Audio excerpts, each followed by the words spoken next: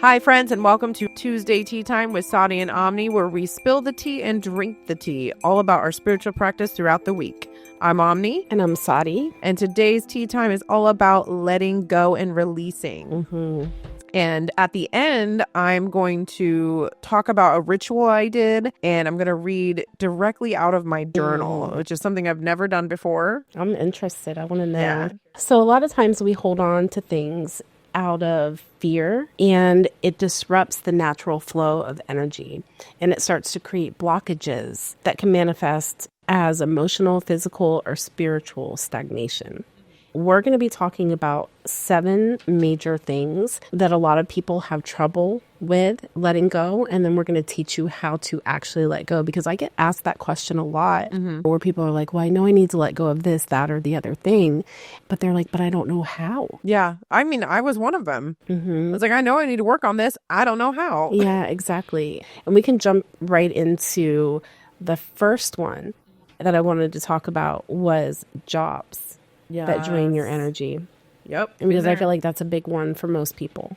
So what happens usually is you start feeling really unfulfilled or undervalued or even mistreated in your workplace. But you stay because you're afraid, right? You have a lot of fear behind that financial instability or uncertainty. You feel like you might not be able to find something better. Yeah, there's a lot of pressure on everybody in today's economy, being a mom, being a single parent. Right. I totally get that. With a lot of people, they'll feel like, well, I'm at a certain age and I'm kind of locked in to where I am. Yeah. Or if I go somewhere else, I might have to start back over at the bottom. Yep. Whatever the reason, there's always fear involved in that. Fear is, man, that is the opposite of manifestation, is fear. And the same with relationships.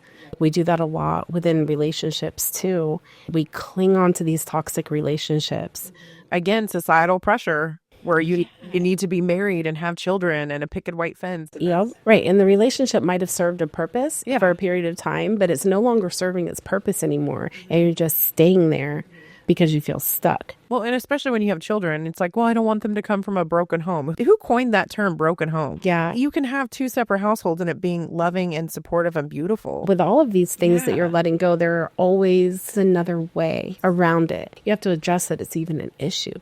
Because a lot of times people are in a relationship for so long, they just get used to the toxicity within it. And they're like, I made a commitment and this is where I am. Yeah. And some people will say that. They'll say, well, I stayed for the kids in certain situations. Well, in my case, I left for my kids. Same. There has to come a point where you're like, if this is toxic and draining for me, what is it doing to my kids? Exactly. So even if you have to kind of go backwards financially or something like that, it's for the greater good. Yeah. No shade to my kid's dad, but we were not in love anymore. I kept being like, well, I'm staying for the kids. We're together for the kids. But then I realized I don't want my kids thinking this is what a loving partnership is. Exactly. And then some people stay just because they're afraid of being lonely. Yeah. There's a lot of pressure in society to be booed up. You know what I mean? Like you need to be in a couple, or they look at you like, what's wrong with you? Exactly. Like you're broken. Even if you don't have a family, if you're single. Yeah. And you just want to be single, you don't want to have kids, you're just doing your thing. And then people are like, what's wrong with you? Whether they mean to or not, they start going down a mental checklist of what's wrong with you. Yeah. Why aren't you in a relationship? Yeah. Or even if you don't have kids, how a lot of my friends that I've known that chose not to have kids, where they're like, well, when are you going to have kids? Or when are you going to get married? That forces a lot of people out of fear, getting into relationships and making them way more serious than they should be too quickly. Or sometimes people don't leave because they just feel like they've invested so much time and energy with someone that they can't leave. Yeah. Or they'd rather stay in that toxic energy with them than to go out into the unknown. And start over. But by staying in that kind of low vibrational partnership, you're blocking the growth and potential to attract someone who really honors you as a person. You know, somebody that uplifts you and honors you, and the person that you're supposed to be with, or the person that matches your energy. I'm a strong believer that you can meet somebody and fall in love with them and them understand you more in 1 year than somebody that you were with for 13 years, especially when you get with somebody when you're young before you really know yourself. Yeah. Or at any stage in your life, actually, because a lot of people are so afraid the older they get, And that's with any kind of relationship, like jobs, relationships, that they're getting older and they're like, well, I'm not going to find anybody else, so I might as well just stay here with this person. Yeah. But letting go gives you the space to heal and rediscover. A lot of times you get lost in the relationship and you don't even know who you are as a person or what you want anymore. It's about what we want. Yep. It's not really about what I want anymore. When it comes to that, I would really suggest writing a list when it comes to relationships or jobs. Get a list and say, these are the things that I really value and that make me happy in this relationship. And these are the things that don't. And when I left my husband, I did that. And there was like 4 things that I liked about the relationship. There was like 35, 40 things on the other side. And I was like, oh, shit. Yeah. And before you can even get to that list, you already know. Right. Before you even ask yourself that question is like, should I go? You have to make a list. You kind of already know. Yeah, exactly. And that is one of the scariest things you'll ever have to do. I mean, for me at least, is making that choice. But it is so rewarding in the end. If you feel like you're not supposed to be there, then you're probably not. Your gut, your intuition is saying that for a reason. Right. Another one that I wanted to bring up was over-identifying with the past. So what happens is someone could be holding on to past mistakes or traumas or even achievements. And they're replaying them in their mind and letting them define their present moment. So they might be trying to avoid new things because they're afraid of losing their identity of who they used to be. Okay. Right. So they can't move forward because their energy is rooted in what was and not what could be. Yeah. Like a football player in high school where people are like, oh, they peaked in high school, but you were a football player in high school. You were the star. You did so well. And maybe you did a little college, but you never made it to big leagues. And then you're like, well, I guess maybe I'll coach now because I don't know what else I'm good at. And then you just really resent watching these kids play because you could have been better and you don't know how to evolve from there. And then when they release the past, they can really embrace right now. Yeah. And they'll start to see new opportunities and they can reclaim their power to create a different story. Yeah. What's the next chapter? Yeah. Because that energy you were in when you were that great football star, it shaped you as a great football star because that's what you wanted to manifest in the moment. But why don't you get into that energy to manifest what you want in this moment? Like you said, your life is a book and you're on to the next chapter. Right. Next chapter, you're a movie star maybe. Yeah, I don't know. exactly. That could happen. Yeah. The other one I wanted to talk about was forcing a life path that's not meant for you. What that means is it's when someone sets a goal or pursues a relationship or a career or a project that isn't in alignment with their authentic self, but they still feel compelled to force it to work because they think they should. Yeah. When you force something out of ego or expectations, it blocks the natural flow of energy and it can lead to burnout and frustration and a feeling of just emptiness. Coincidentally, I was just talking about this with my dad yesterday when we went out to lunch, and he made a lot of money. He went to college. He was very educated, and he had a really high pressure, high stress job that gave him financial security. We were just talking yesterday, and he was like, man, if I could go over and do my life again, I probably would have played in a band and had a part-time job. Oh. And I would have lived in the moment and enjoyed my life more. Yeah. But he was taught that to make anything out of your life, you have to go to college and you have to pursue a career. And it might not have been with what your soul wanted to do. It's what you were programmed to believe that you had to do to succeed. Yeah. And as a man, society tells him he has to provide and he has to be the provider. Right. Well, a lot of people that are older, they regret. They look back on their life and they regret not being more happy and more aligned and letting go of society's expectations and relationships and jobs and things like that. Yeah. So overall, just holding on to things out of fear is basically like telling the universe that you don't trust its ability to provide for you. And this energy of lack creates more lack. Yep. So you're just going to continuously getting more of what you have because you just told the universe that you don't trust it. They're stuck in the survival mode. Mm-hmm. Exactly. I always say when I let go, I'm letting go with gratitude. So that signals the universe that you're trusting it. And that results in unexpected blessings and abundance flowing in. Because a lot of times when I do releasing and I let go, I always reflect back on what I've learned from the experience. So I'm letting it go with gratitude. I say, this is not mine anymore, but I'm reflecting and giving gratitude for the existence of that experience. Yeah, because that's how you learn and grow as a person, is experiences. Right. Even if it's a hurtful relationship, even if it was something toxic. Like I look back on my ex-husband and I'm like, thank God that I had that relationship with him, because it molded me into the person that I am now. Yeah. It gave me this huge life experience that I wouldn't have had. And I have more empathy now for anybody else that's experiencing the kind of relationship that I had. I can empathize with them because I've been through it. Yeah. And because I've been through it, I can help them get through it too. And then other people can look at me and be like, well, if she can do it, I can do it too. That's beautiful. And I'm here to like remind people. So sometimes when we go through something really heavy and we come out the other side and we're healed from it, it gives other people strength and hope that they can do it too. Yeah. And then the last one I wanted to talk about before we get to your story was ignoring signs and synchronicity. Oh, yeah. Yeah, that's a big one. So the universe is constantly sending you signs and dreams and gut feelings and repeated patterns or even physical symptoms too. Sometimes the universe is like, you need to slow down and you'll get sick, or God forbid, you'll break a bone, or I get migraines. Yep, you'll get a migraine, you'll get sick. Something will happen to make you slow down. I know. If you're going too fast, right? So physical symptoms, but people can ignore them because change feels way too overwhelming for them, because it really does. Letting go of things.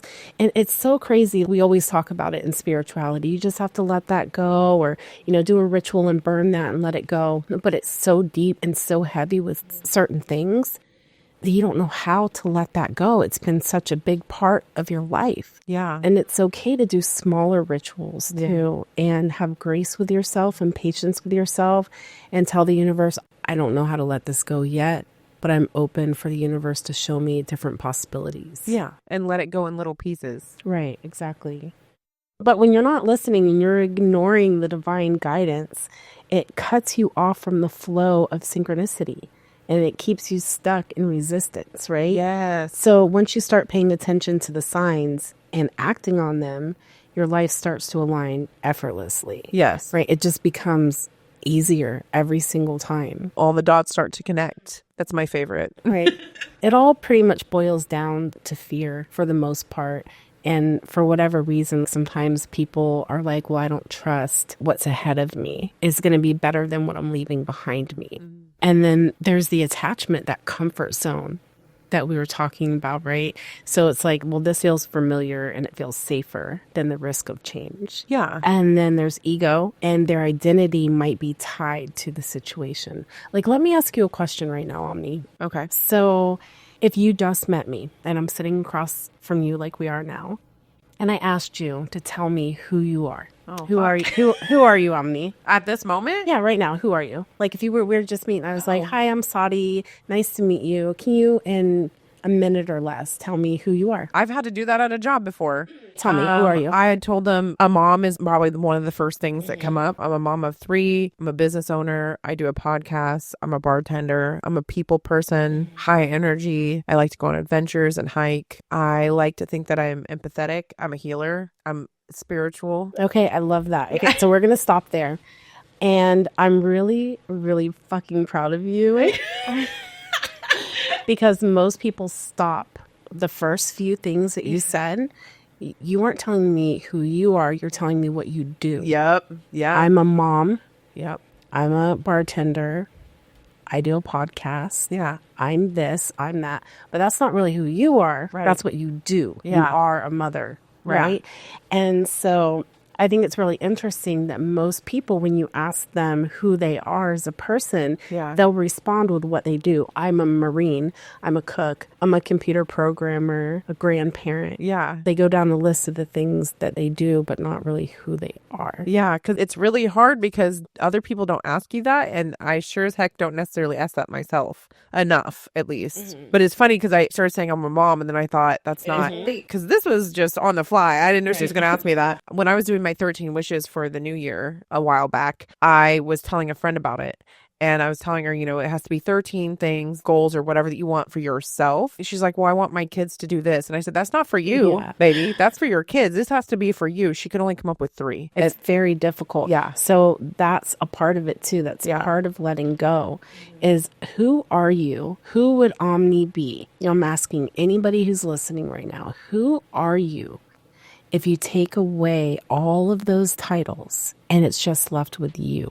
And that's really difficult for a lot of people to answer that question. It takes time for you to really, who the fuck am I?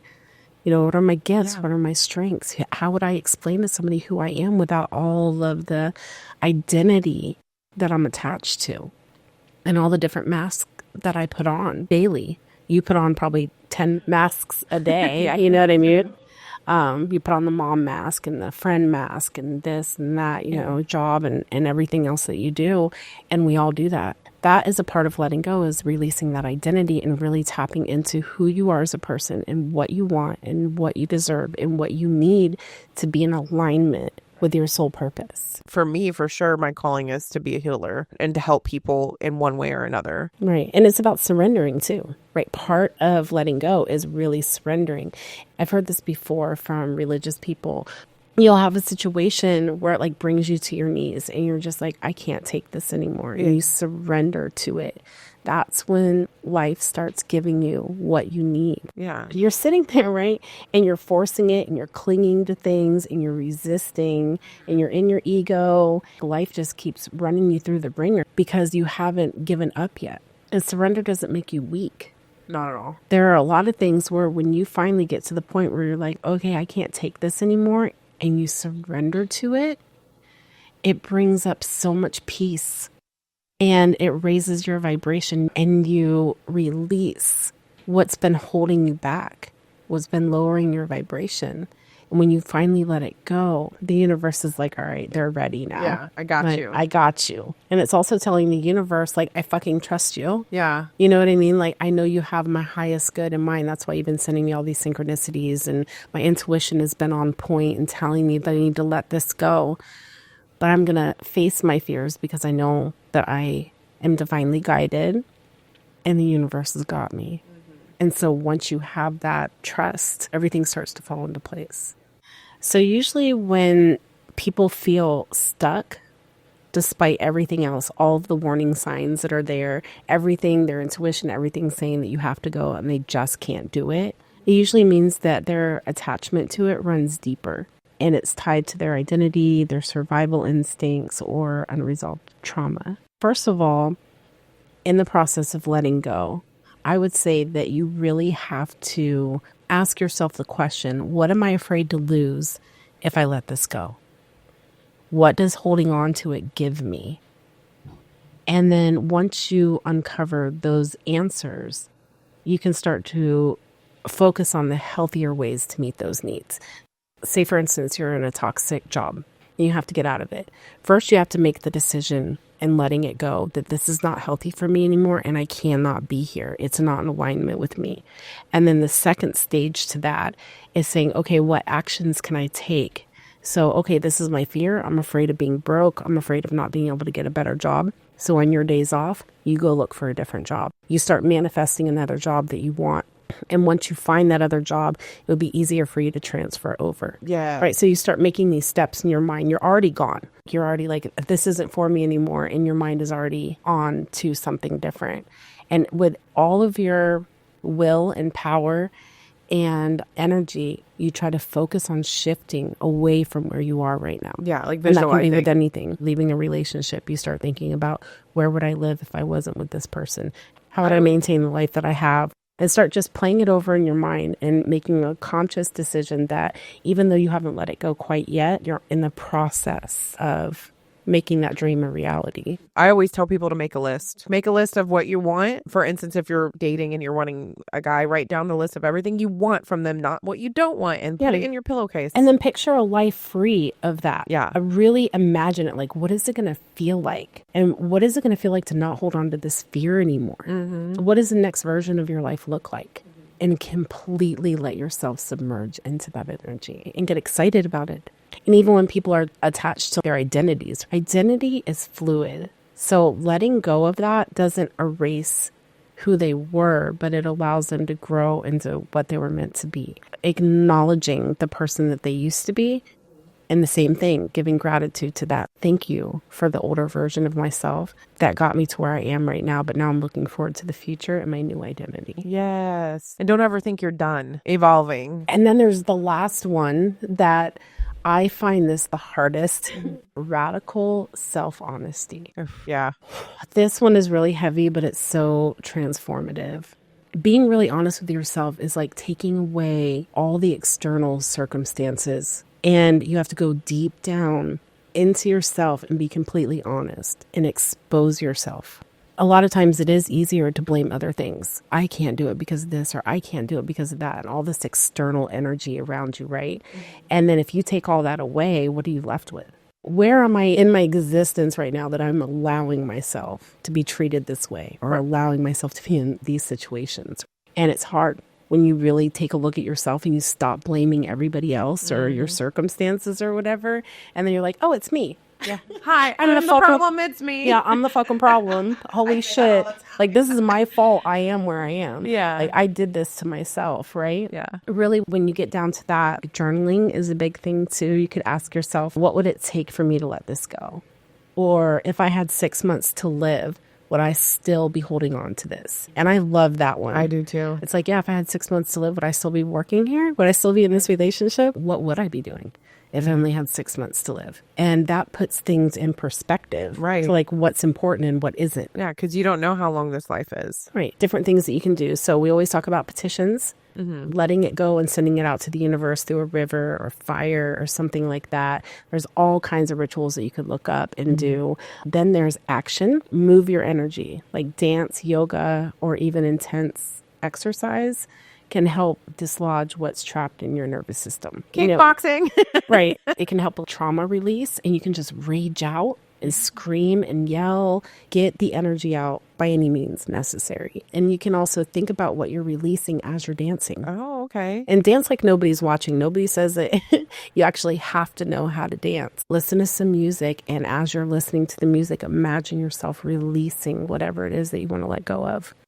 Like we talked about, we touched about surrender as the final step. A lot of times people will be like, well, I want to release this. They'll do a ritual. They'll do all these things to like release the energy.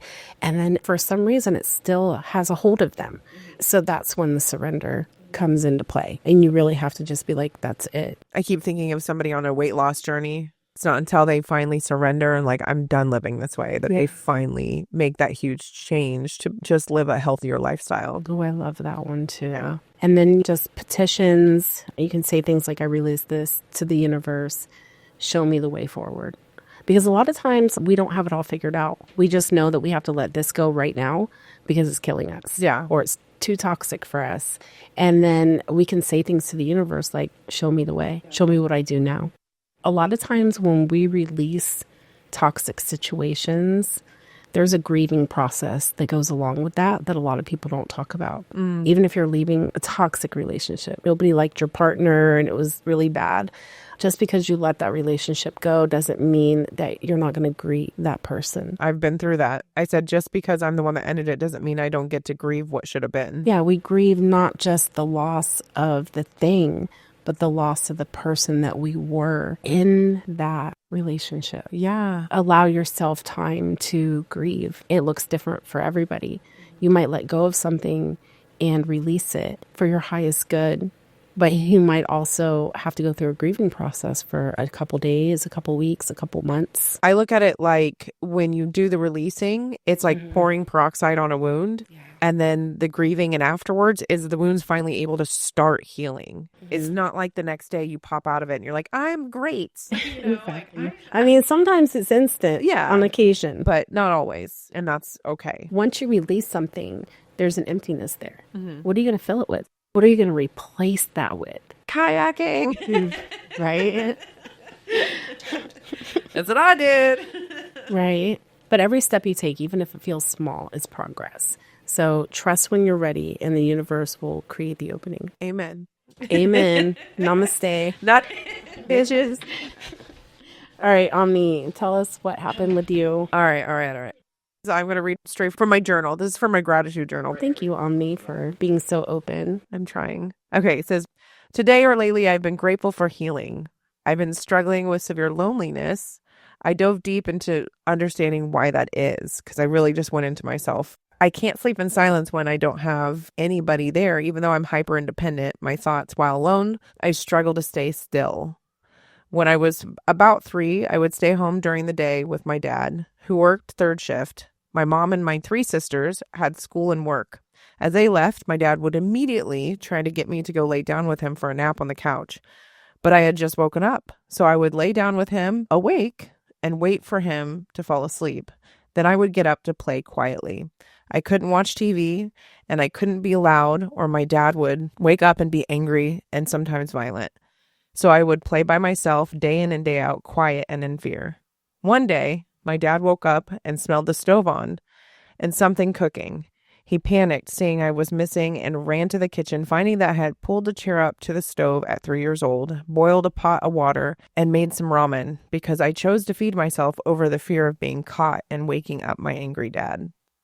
My dad would then lovingly retell that story because when he went to yell at me, I replied, "Shh, Daddy, the ramen's almost done." He didn't see how neglectful that was. And it's crazy too, this is a side note, is that, yeah, he'd retell that.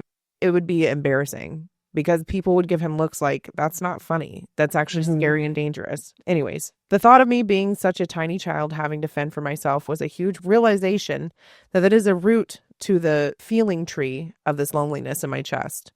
The positive message I got from it is that no matter what, I will survive. The shadow part is that I need to. The shadow work part of it is imagining how different it could have been if I was allowed to play and be free and fed and loud. This unlocked another memory. When I went to kindergarten, my teacher actually thought I was mute. Could you imagine that, thinking that I can't talk? Oh my God, no. Reverse It's crazy. Yeah, she thought I was mute due to how I refused to speak. She actually called a meeting with my parents, thinking that I couldn't talk. And like, why wasn't she made aware of this? This memory makes sense to me because by the 1st grade, I got my name on the board for talking too much. And this was because I realized it was a safe space to play for a change.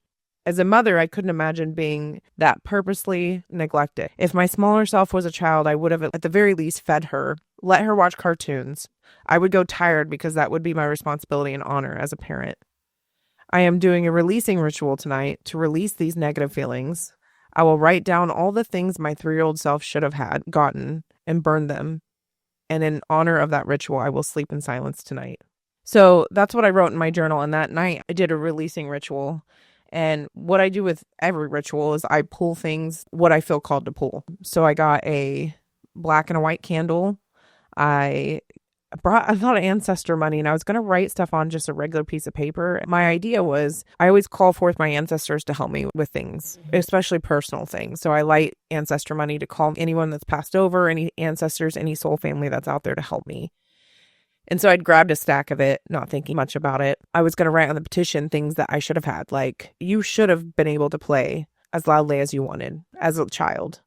You should have been fed and releasing it. But I got called to do it on the ancestor money. And so I just started with I had maybe 5 or 6 things off the top of my head that I could think of. And I just started crying the whole time, of course, releasing. And I went through that whole stack of things that I should have gotten. And it went up throughout my teenage and kid years and whatnot. And I did. The next day, I felt like the analogy I used where you pour peroxide on the infected wound and yeah, the infection's gone, but now it takes time to heal.